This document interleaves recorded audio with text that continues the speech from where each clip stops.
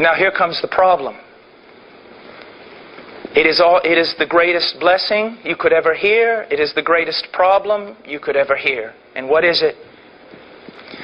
God is just. You say, well, that's good. I want a just God. I wouldn't want an all-powerful being who is evil. I want a just God. That's good news, Brother Paul. No, it's not, because you're not just. You see, here's the problem. He is a just God. And a just God, the judge of all the earth, will do right. And in doing right, His response to you is rather dreadful. Now, I know that you've heard these evangelists over and over on television. How many times do I hear evangelists get up in the pulpit and say, now the first thing I want all you good people to know is that God, unlike those Puritan preachers of yesterday, God is not an angry God. How many times have you heard that? God is not an angry God. Okay? Let's just see. Go with me to Psalms chapter 7.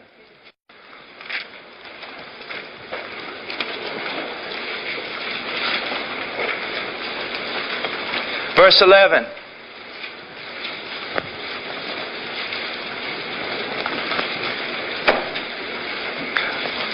God is a righteous judge and a God who has indignation every day. In some of your translations, a God who is angry every day.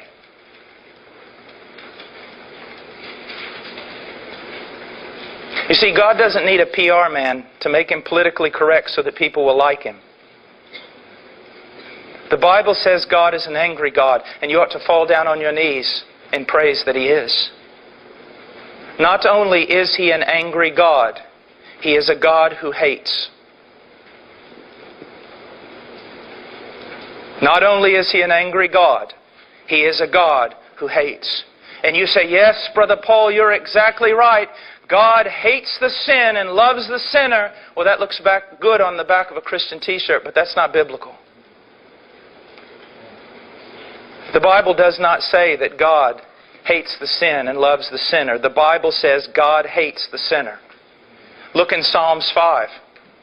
Just look there for a moment. Psalms 5. Verse 5. The boastful shall not stand before your eyes. You hate all who do iniquity. In another translation, you hate all who do wrong. Now, does it say here that God hates the sin or that God hates the sinner? You say, Brother Paul, but what about John 3:16? It's in the book. God so loved the world. Yes, it's in the book, but so is Psalms 5.